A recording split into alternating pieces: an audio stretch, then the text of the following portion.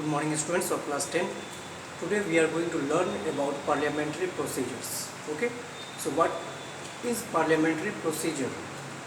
Actually, to conduct the business in both the houses of parliament, that is in Lok Sabha and in Rajya Sabha, we need some rules and procedures that have to be followed.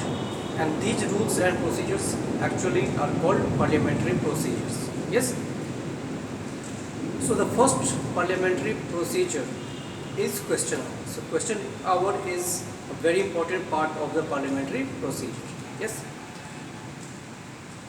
It is conducted in both the houses of parliament in the first hour of the sitting. Okay. So from 11 am to 12 pm question hour is occurred in both the houses of parliament. Yes, this has been made to just ask the questions related to public importance. Yes, and the members of parliaments are supposed to give 10 days prior notice to the minister. Yes, and the ministers are supposed to give the answer to the question. Okay, they are supposed to satisfy with their answers to the questions of the members. Yes, if some of the questions, suppose they are very urgent, very important, for that the members of parliament cannot wait for any long. So in this case, they can just ask for the permission of the speaker of Lok Sabha. Okay, and when a speaker grants the permission, then without giving any prior notice of 10 days, the members of parliament are supposed to ask questions to the ministers. Yes. After that, we are going to discuss about the two types of question that is being asked in the parliament: a starred question and non-starred question. The starred question are those kind of questions of which the answers are given orally. Okay, and supplementary questions can also be asked by the members of parliament. Okay, suppose oral discussion is going on in classroom. Okay, suppose you have asked a question to me and I have given the answer. Then once again, if you have any queries, then you can ask to me and I have to give answer to you. Okay, so this is called the supplementary question. Okay, so oral answers is given for a start question, and the members of parliaments can also ask supplementary questions. But to the non-starred questions, ministers are supposed to give answer in written, and no supplementary questions can be asked in non-starred questions. So that is the difference between these two. So we have discussed that question hour, which is conducted in every sitting in the first hour in both the houses of the parliament. Yes. Next, 0 hour. So 0 hour, it starts just after the question hour. Okay. Usually it takes place from 12 pm to 1 pm, but there is no any specified time for it. The discussions may be continued for a long time. Okay, and the difference between question hour and 0 hour is this, that members of parliament are not supposed to give any prior notice to the ministers. Yes, they can just ask to the speaker for asking the questions. and according to the rules of the parliament, the speaker is supposed to allow that which questions have to be permitted. Okay, and after taking the permission of a speaker, the members can ask question to the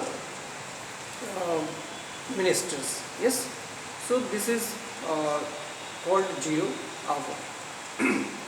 One very important thing I would like to say that these things, question hour and 0 hour, they are not written in the rules as the rules in the constitution.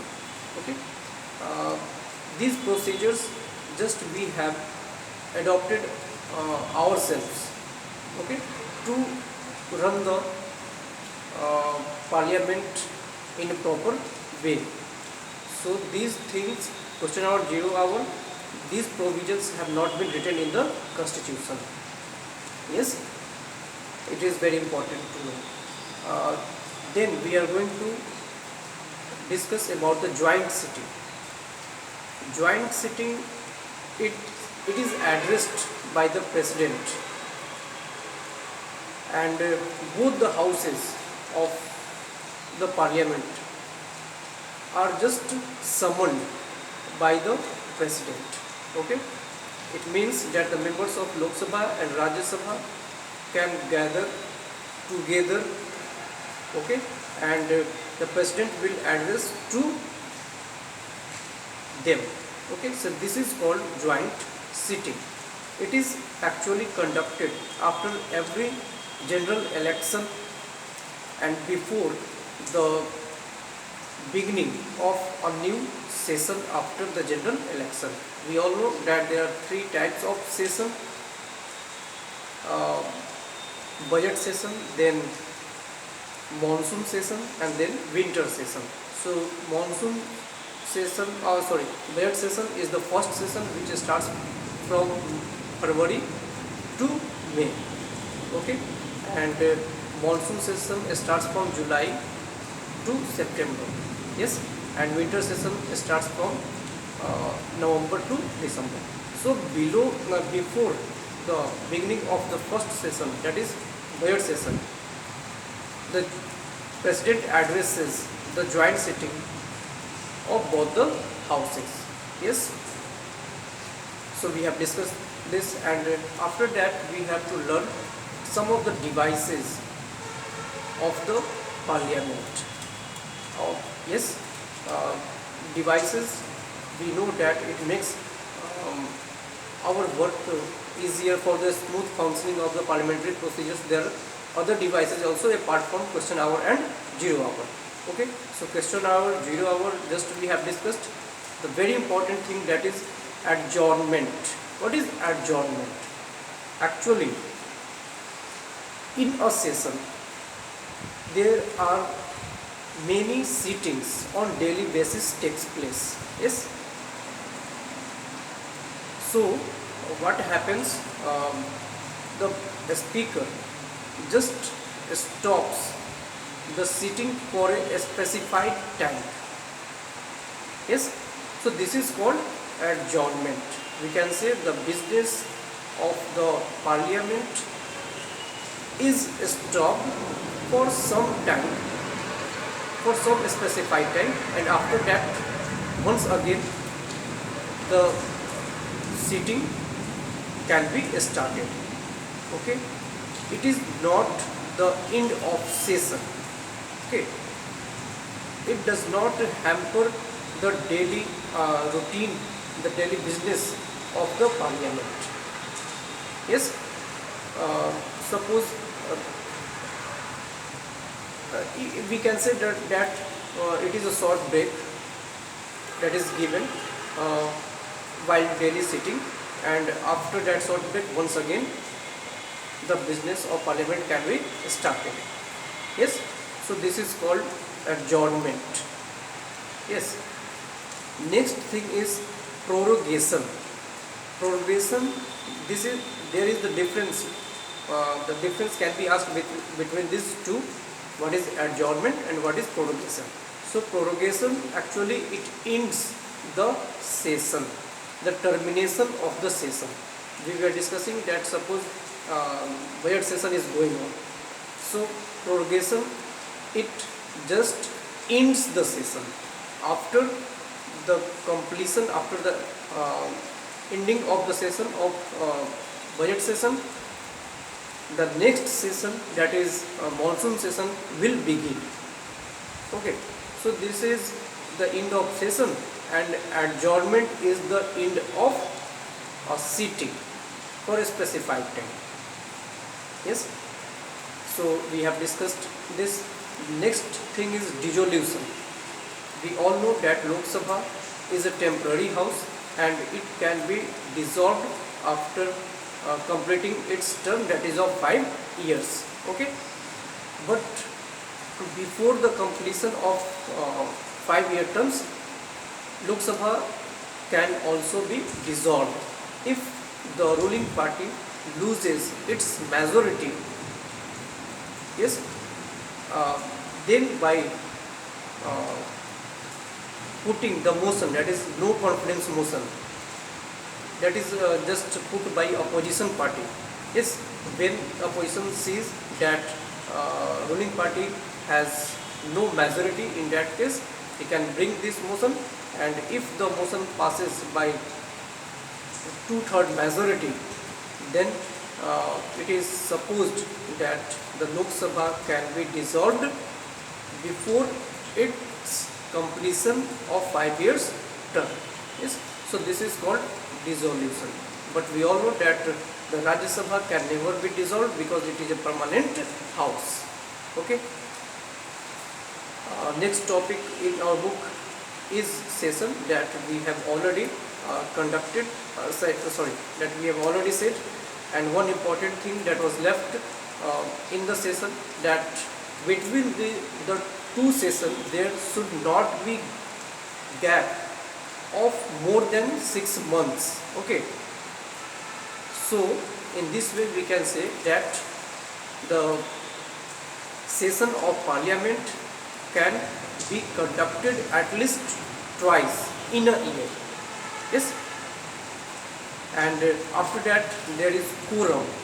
Quorum is actually the minimum requirement of the member of parliament to start the business of the parliament. Yes, and the quorum to start the session, the business of parliament, is 1/10 of the total number of we can say parliament. Yes, so take the example of Lok Sabha. There can be 552 members, so 1/10 of 552 is just 55.